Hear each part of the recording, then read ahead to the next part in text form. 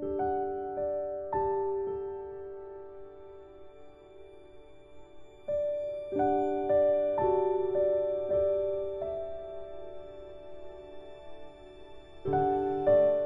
so welcome to Kezar Lake.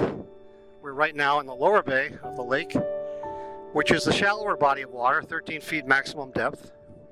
The middle bay, which we don't see from here, is 35 feet maximum. The upper bay, much larger, 150 feet deep.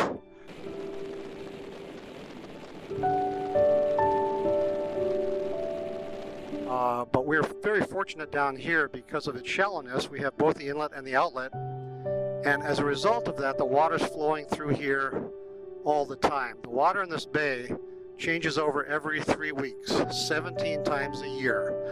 So that quite literally, 3 weeks ago, the water that you're seeing filmed was coming out of the White Mountains. The remainder of the lake is also very, very clear. It flushes 3 times a third each year, once every 3 years. So it's a fairly unique situation, kind of an anomaly of nature, and we're the fortunate beneficiaries of a lake that is this clear. It's well known all across the state, across most of the Northeast.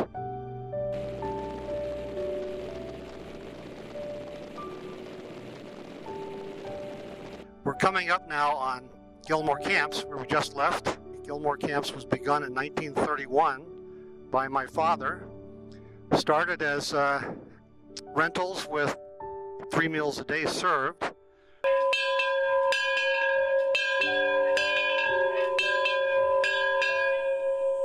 Dinner is now being served.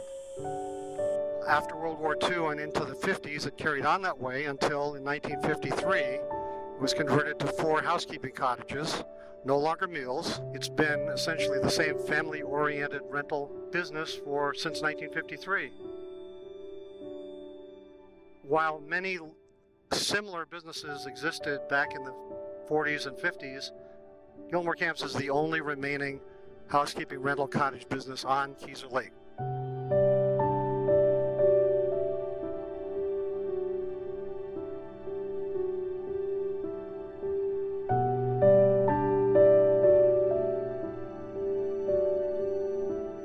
We're here at the Narrows Bridge.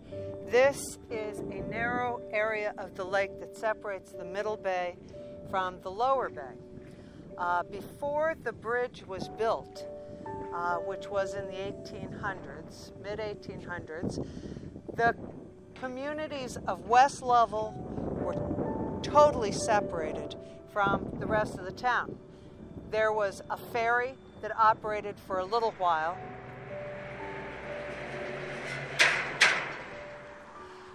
But generally, the people who lived on the west side of the lake had to travel about twice a year to get the provisions they couldn't provide for themselves, like sugar.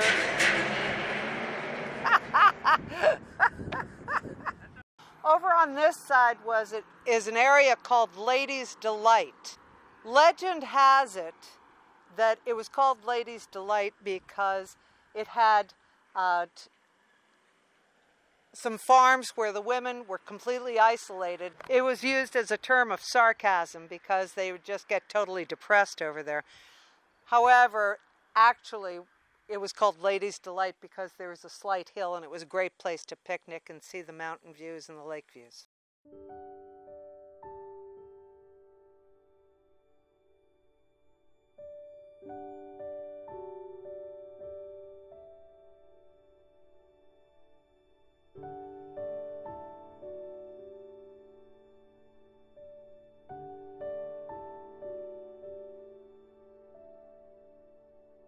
In 1889, my uncle Arthur was charged with finding a place to go for hunting, fishing, and hiking for the summer. So he wrote to the postmasters of 2 towns. After looking at the map, he wrote to Freedom, New Hampshire, and Lovell, Maine. Freedom, New Hampshire responded with a glowing description, lots of information. They heard nothing from Lovell, Maine. And so they decided they were going to Lovell, Maine. They showed up here. They took a steamer from Boston to Portland. From Portland, they took the train to Freiburg. Freiburg, they took a stagecoach, and they're considered pretty much, this group, the first people to visit Kezar Lake in the summer. Kezar had one or two hunting cabins on it, but mostly the lake was considered a waste of farmland.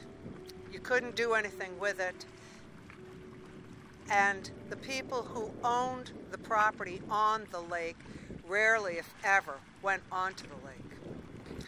They arrived in 1889. They camped by Severance Lodge. The next year they camped at Rattlesnake Island, and since then the families have been coming up. They purchased the island itself in 1900. There are presently 6 houses on the island. And my Uncle Arthur also purchased a lot of the shoreline on the western shore, and that has remained undeveloped.